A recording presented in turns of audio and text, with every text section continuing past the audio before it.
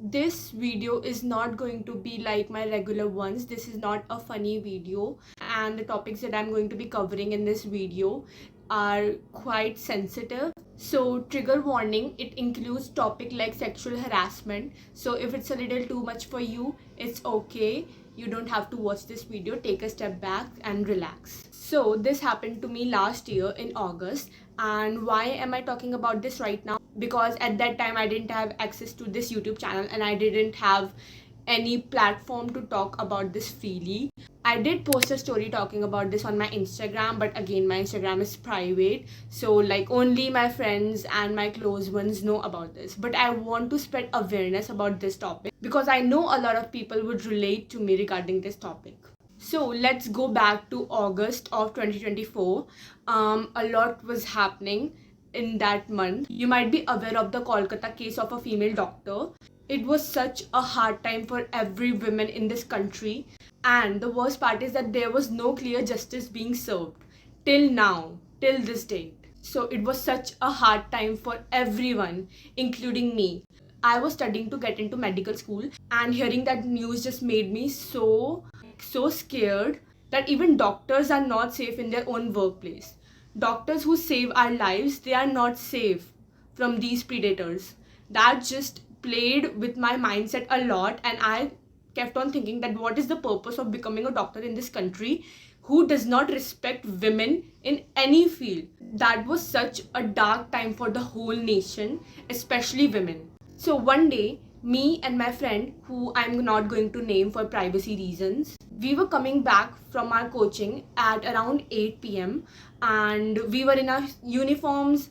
It's a very well-known coaching, so you might be aware of the uniform. So we were standing in front of this mall waiting for my friend's cab. She was having a hard time booking a cab, so I was just waiting there with her. And finally one cab got booked, and she was talking on phone with the cab driver, and he kept on asking very unnecessary questions that you're not supposed to ask as a cab driver. He was asking whether she was alone, whether she had any luggage on, what her age was. Every unnecessary questions that are not supposed to be asked by a cab driver. Like, it's okay if you're asking about the address or if about the location or whatever, but like, why is her age necessary, and why is someone with her necessary for you to ask? And then he started talking about that he cannot go through that route that she had put on in her phone. He will take her through a different route that she wasn't aware of, because he gave an excuse that it's very busy or like the road is not good. And my friend was on the call and she was saying that I come and go through that route every day. There is nothing wrong with that route. But the cab driver kept on insisting that he would not go through this location, he would take her through a different location that we both were not aware of. And I felt something off, that this man is asking such unnecessary questions and is insisting on taking her from a different route that she wasn't aware of. So I told my friend to cancel this cab and block this number. So we waited there for more minutes for another cab to get booked. Then there was this middle-aged man who was standing besides us, and I noticed him staring at us in a way that made me feel very uncomfortable. But I ignored that man, and I was just focused on my friend who was still trying to book a cab. And then I noticed that that man who was constantly staring in our direction, he had his private genital out and he was touching himself. He was touching himself and pleasuring himself while staring in our direction in public. It made me feel so terrified and so uncomfortable. I told my friend that there is this weird man and he's doing this, and then she also noticed and she also got terrified, because who wouldn't be? So I told my friend that we should stand in a different place because of course we don't feel comfortable. Imagine we were standing over here, so we like walked all the way to here, like in front of more people, so that people would notice him and stop him or whatever. So this man, he walks all the way from here to here where we were standing, and he kept on doing the same thing. He was pleasuring himself while looking at us again in front of us, and now the distance was even more close. Like, imagine we are standing here and he's standing over here. It's very close, and I was genuinely terrified. I was like, what is this man doing? And mind you, we are minors. We are both 17 and we had our uniforms on. And I had my helmet on as well. You could not even see my face. I was on my scooty and I had my helmet on. It was so dehumanizing. Like, I just froze. Like, what am I supposed to do? No idea. And it wasn't about our clothes, it wasn't about what we were wearing. I was covered from head to toe. I had a helmet on, I had my uniform on, my friend was also wearing a uniform. And even if we were wearing revealing clothes, it does not give any right to any man to do something like this in public or in any place. Please, it's not about clothes, it's about the mentality of some sick people. There was so much going on in my head. I was like, should I call him out? Should I scream and gather people around me? What should we do? It's a public place. Again, people are watching him. People are seeing him doing this in front of two minor students, and no one is saying anything. No one is taking a stand for us. So what are two helpless girls supposed to think in that situation? I was thinking that even if I scream, even if I report, no one is going to do anything, because no one is doing anything right now, right at the moment. No one is taking a stand for us. Feeling very helpless, I told my friend that we should go inside the mall. At least that would be a little more safer. So we, like, at first we were standing outside the mall. So me and my friend went inside and there was a guard standing there. So we started like talking to him, not about this man. We just started like a random conversation with him, and there were more people around us, so we felt a little bit safer.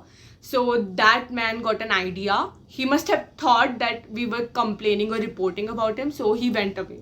After he went away, fortunately my friend's cab got booked as well. So I told her to, be safe and just call me as soon as she reaches the home. I also went home and I was just so worried because my house was comparatively more near to that mall. So that means that man lives somewhere around us, or that man might be still around that area, right? So I was just so scared going back home. So my mom and my sister were home, but my dad was out on a work trip. So it was just us three, and I didn't know how to talk about this with my mom. So I just called my friends, my close friends, and I told them about this, and I was genuinely crying.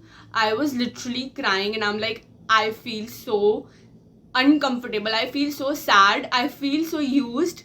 And there was just so many emotions in my head, and I was genuinely crying in front of them. My friends told me to calm down. They calmed me down and they told me to like tell this to my mom, because my house was near that mall and he lives nearby, or he frequently comes to that place and I frequently go to that place as well.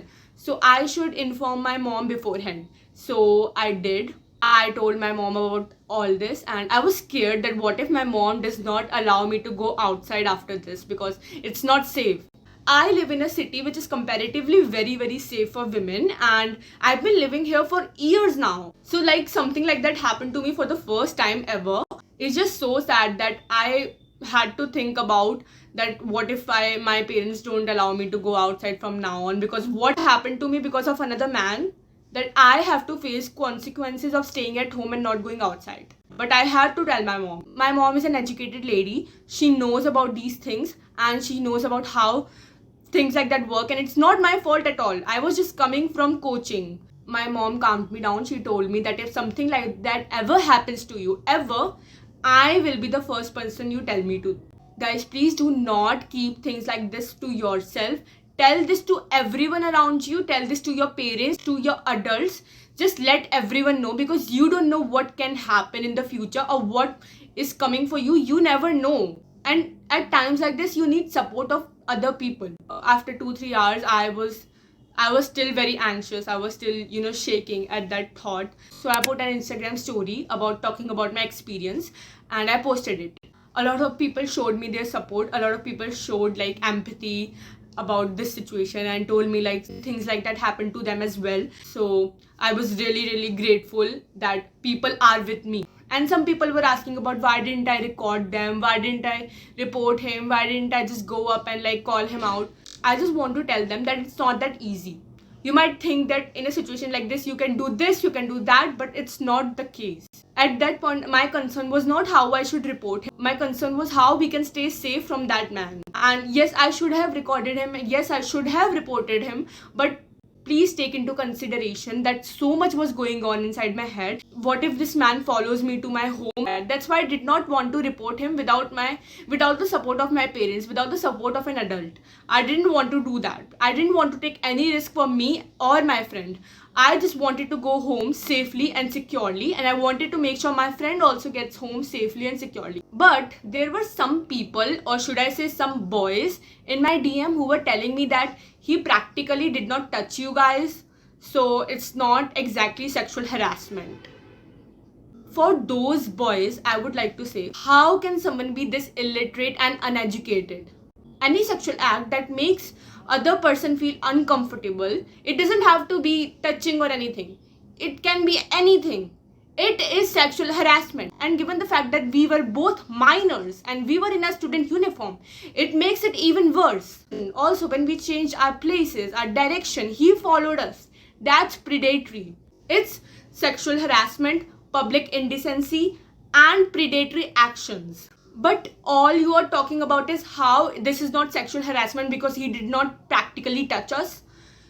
I don't know, you have to be like someone who's probably very sick in their head to be thinking something like this. The worst part is that I was already thinking about all of these things. I was already having thoughts like, oh my god, it might be my fault, like something is wrong with me or something like that. I was already having these thoughts, and after reading these comments of these people, I was also thinking that maybe they're right. Maybe it's not that big of a deal. Maybe I should not be overreacting.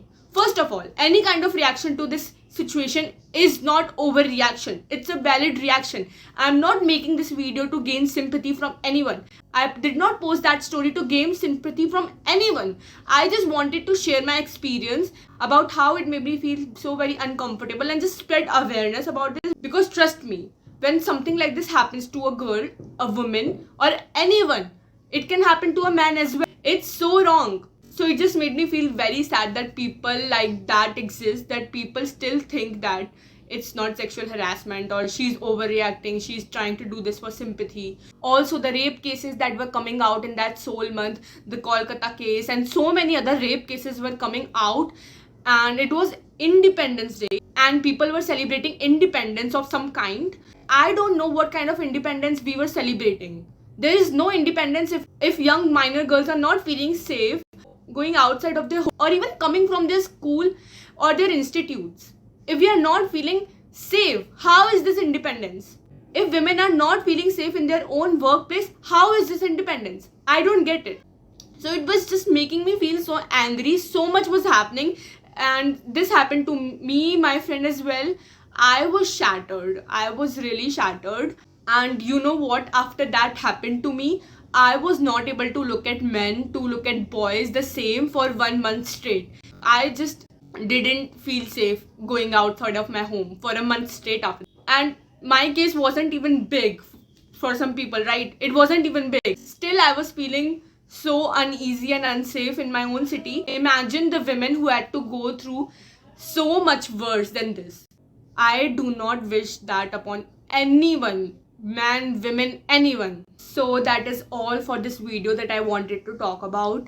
It's a very vulnerable and a very sensitive topic, and this is definitely not what I usually do. My videos are usually very light-hearted, and it's just so unfortunate that a 17-year-old girl has to make a video like this talking about such a heavy topic. It's just so sad that anyone in this world has to talk about such topics still.